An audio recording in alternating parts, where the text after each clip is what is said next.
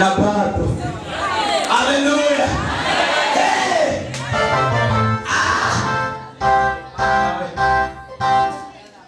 Mephibosheth ntiyazitoye ugenda gusangira n'umwami ngo yicaye ku meza imwe na Dawidi. Uyu munsi urabizi.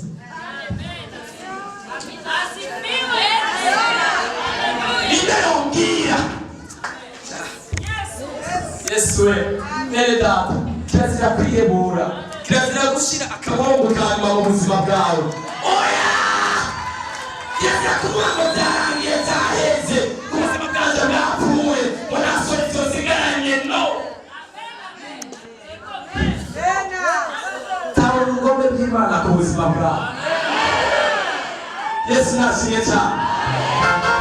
Mephibosheth yari uw'inyuma, ariko rero nakubwiye impamvu Imana yagusigaje nuko yagomba gusigana ubugombe bwayo ku buzima bwawe. Bamwe bambaye diyabete zikabica batabaza umwaka bakayigwaruka mukiriho.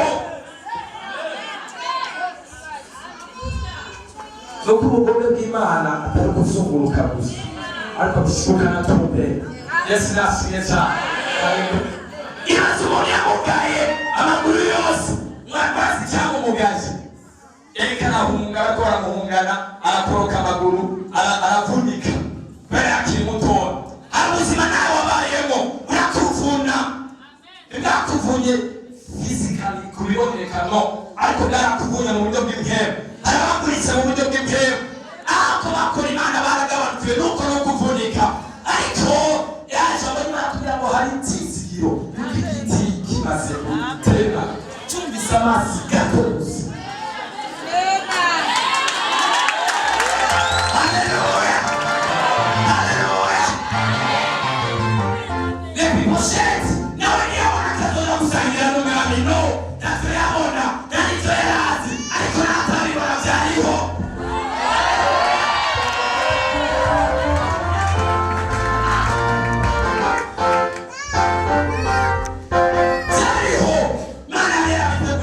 Ariko ntabwo yabona n'uwari kumubwira ariko twenga jewe yodepa kwamakiri hariya inyuma none wari kutubwira tugisengera ku mashuri ngo tuzongera kubyumvise uko tubuze ingoma ku meza ninde ari kubyemera, ariko nawe tutabibona byari bihari.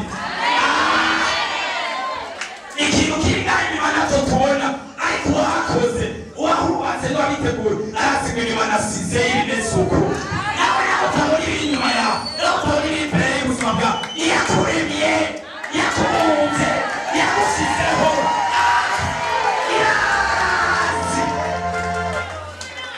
irazi icyo ukuri. Bisaba guhindura ibyiyumviro byawe gusa, kuko ibyiyumviro byica umuntu. Iyo umaze gushyira mu mutwe wawe kuzoguma ahantu uzohaguma nta kabuza.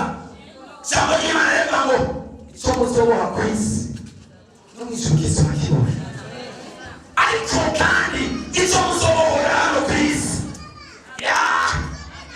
nande hose kizobohoka. Namara kuboha ubuzima bwawe ndavuga ati jye simbiriye biriye ukabihanira abandi, sinotwara imodoka ninde yakubwiye ko utoyitwara. Yesu nashimye cyane. Haleluya, haleluya. Basi no kubaka inzu noronka miliyoni 30 ninde yakubwiye ko utozirona, wewe wayihemye. Yesu nashimye cyane. Umubyeyi ubyara umwana aramushyira ahantu akamutegurira ubuzima. Hari n'icyinshi ategura ku buzima bwiwe atababona, ariko umubyeyi arabizi ko bihari. Mu mwana umubyeyi igihe kimwe nigeze kuba ndi kumwe na mama yarambwira ngo sha usenge uyu munsi nta kintu dufise mu ijoro, ariko akarivuga mu ijoro nkabona turariye ati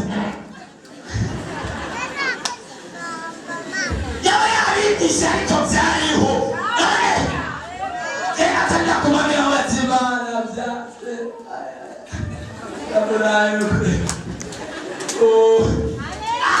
ariko kwari kundera kugira ngo nkure amaso kubiboneke, shira amaso kubitaboneke, kura amaso ku byo ubona uyu munsi,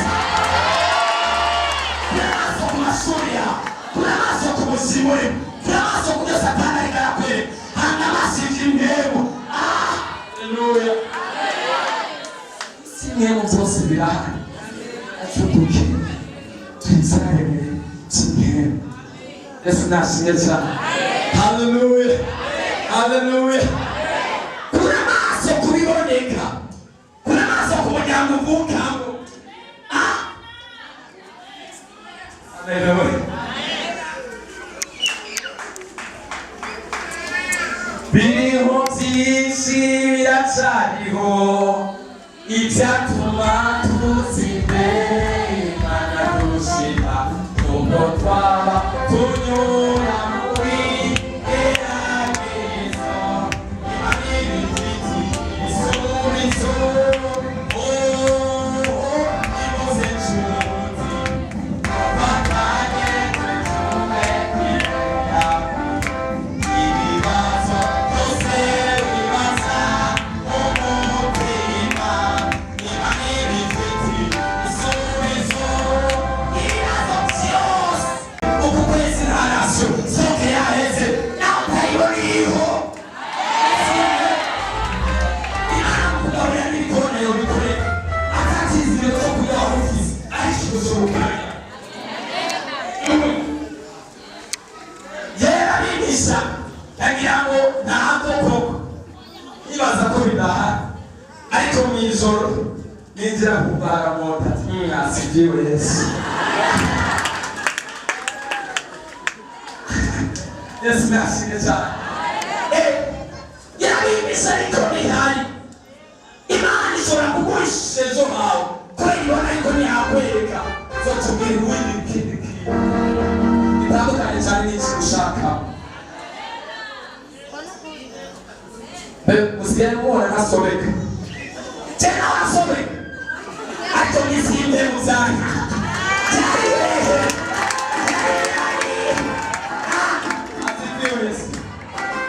Yesu araheza.